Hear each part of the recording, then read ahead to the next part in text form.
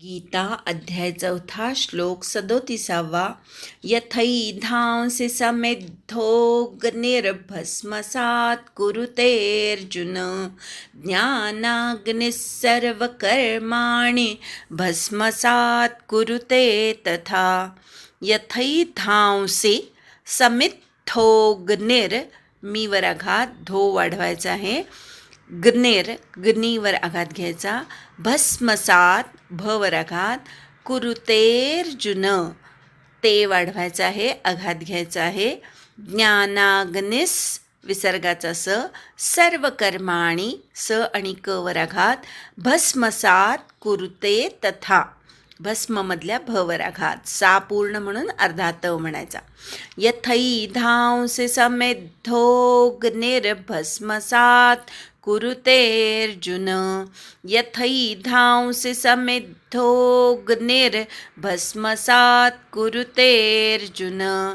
यथैधांसि समिद्धोऽग्निर्भस्मसात् कुरुतेऽर्जुन यथैधांसि समिद्धोऽग्निर्भस्मसात् कुरुतेऽर्जुन यथैधांसि समिद्धोऽग्निर्भस्मसात् कुरुतेऽर्जुन ज्ञानाग्निः सर्वकर्माणि भस्मसात् कुरुते तथा ज्ञानाग्निः सर्वकर्माणि भस्मसात् कुरुते तथा ज्ञानाग्निः सर्वकर्माणि भस्मसात् कुरुते तथा ज्ञानाग्निः सर्वकर्माणि भस्मसात् कुरुते तथा यथैधांसि समिद्धोऽग्निर्भस्मसात् कुरुतेऽर्जुन ज्ञानाग्निः सर्वकर्माणि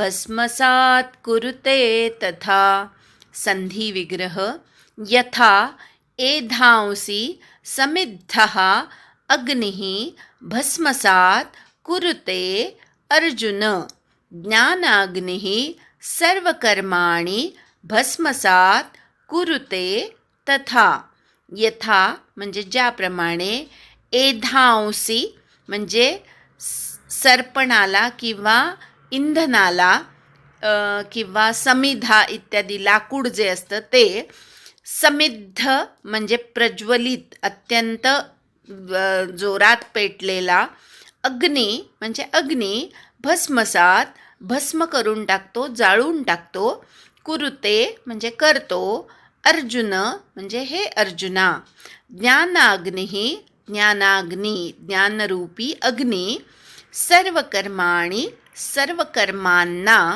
भस्मसात म्हणजे भस्म करून टाकतो किंवा नष्ट करून टाकतो कुरुते म्हणजे करतो तथा म्हणजे त्याप्रमाणे अन्वय अर्जुन यथा समिद्धः अग्निः एधांसि भस्मसात् कुरुते तथा ज्ञानाग्निः सर्वकर्माणि भस्मसात् कुरुते हे अर्जुना ज्याप्रमाणे प्रज्वलित अग्नी सर्पणाला किंवा लाकडांना भस्म करून टाकतो त्याप्रमाणे ज्ञानरूपी अग्नी सर्व कर्मांना भस्ममय किंवा नष्ट करून टाकतो यज्ञामध्ये ज्याप्रमाणे सर्व प्रकारच्या आहुती अग्नीमध्ये देतात आणि अग्नी त्या आहुतींना तीळ तांदूळ समिधा वेगवेगळ्या प्रकारची लाकडं झाडांच्या छोट्या छोट्या फांद्या अशा प्रकारचं सर्व इंधन त्या अग्नीमध्ये जळून जातं कुठल्या अग्नीमध्ये प्रज्वलित झालेल्या अग्नीमध्ये जर अग्नी मंद असेल तर त्याच्यामध्ये सरपण जळून जात नाही म्हणजेच अग्नी प्रज्वलित असणं अत्यंत आवश्यक आहे आता ह्या उदाहरणावरनं पुढे भगवंताने सांगितलं की स्वतःमधलं ज्ञान हाच जणू काही अग्नी आहे आणि तो अग्नी एकदा प्रज्वलित झाला चांगल्या प्रकारे थोडं ज्ञान नको व्यवस्थित समग्र ज्ञान असेल तर त्या ज्ञानामुळे सर्व प्रकारची कर्म भस्म होऊन जातात आता कर्माचं बंधन पाप आहे किंवा पुण्य आहे, आपल्याला बंधन लागू नये म्हणून कर्मच भस्मसात करून टाकायची आहेत. म्हणजे पुढे पाप पुण्य हा विषयच येत नाही. आता सर्व कर्म भस्मसात करायची म्हणजे काय, तर मागे जे सांगितलं तेच. देहाकडनं कर्म होत आहेत, मी म्हणजे आत्मा आहे, मी काही करतही नाही आहे आणि करवूनही घेत नाही आहे. हे आत्मज्ञान जेव्हा होतं तेव्हा शरीराकडनं होणारी सर्व कर्म मी करत नसून भगवंत माझ्याकडनं करवून घेत आहे असा भाव आपल्यामध्ये निर्माण होतो. मग प्रत्येक कर्म जर भगवंत करवून घेत आहे किंवा मी जर काहीच करत नाही आहे, तर त्याचं पापपुण्यही मला लागणार नाही, असा एक विचार नीट पक्का डोक्यात ठेवायचा. दुसरा विचार असा करायचा, जरी पापपुण्य लागलं नाही तरीसुद्धा सत्कर्म करणं आवश्यक आहे. आत्मोद्धारासाठी, समाजोद्धारासाठी सत्कर्म करणं आवश्यक आहे. हा पण विवेक तिथे जागृत राहायला पाहिजे. नाहीतर जर मी काहीच करत नाही आहे तर मी दुष्कर्म करतो आणि मग त्याचंही पाप मला लागणार नाही, हा विचार चुकीचा आहे. आपण पापही करत नाही आणि पुण्यही मी करत नाही, हा भाव जागृत होणं आवश्यक आहे. एकदा एका दुष्कर्मी माणसाने गुन्हा केला. त्याची केस न्यायालयामध्ये न्यायाधीशांसमोर आली.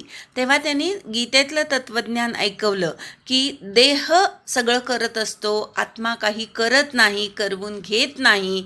मग हा गुन्हासुद्धा मी केला नाही, माझ्या देहाकडनं केला, त्यामुळे मला तुम्ही शिक्षा देऊ नका.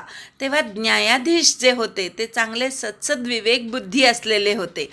त्यांनी जो न्याय दिला तो फार लक्षात ठेवायचा. त्यांनी सांगितलं, तू म्हणतोयस ते अगदी बरोबर आहे, देहाने कर्म केलेलं आहे म्हणून मी तुला शिक्षा देत नाही, देहाला शिक्षा देतोय आणि तू म्हणजे देह नाही आहेस, त्यामुळे तुला ही शिक्षा नाहीच आहे, असं म्हणून त्यांनी त्या चोराला किंवा त्या गुन्हेगाराला त्याच्या गुन्ह्याची शिक्षा दिली. अर्थातच हे लक्षात ठेवायचं की जसं पाप मी करत नाही हा भाव आहे, तसंच पुण्यसुद्धा मी करत नाही, ते सुद्धा देहाकडनं होतं आहे, हा भाव ठेवायचा. आणि आत्मशुद्धीसाठी, शरीर मन बुद्धी यांच्या शुद्धीसाठी योगाचं आचरण करायचं, आत्मसंयम साधायचा, परमात्म शोधाचं कार्य अखंड चालू ठेवायचं. असं ज्याला करता आलं त्याची सर्व कर्म ज्ञानरूपी अग्नीमध्ये भस्म होऊन जातात. त्याला अनेक सत्कर्म करूनसुद्धा मी अमुके केलं असा भाव नसल्यामुळे त्या सत्कर्माचं पुण्यसुद्धा त्याला नको असतं किंवा हवं असतं असं नाही. त्याचप्रमाणे जर असं सत्कर्म करताना चुकून माकून काही पाप घडलं तरी त्या पापाचा सुद्धा तो बाऊ करत नाही, त्या पापाने सुद्धा विचलित होत नाही, कारण तो परमात्म भावामध्ये पूर्णपणे स्थित झालेला असतो. अशा प्रकारे ज्ञानाच्या द्वारे सर्व कर्म भस्मसात होऊन जातात. एकदा श्लोक म्हणूया आणि थांबूया. यथैधांसि समिद्धोऽग्निर्भस्मसात् कुरुतेऽर्जुन ज्ञानाग्निः सर्वकर्माणि भस्मसात् कुरुते तथा. हरि ओम तत्सत्.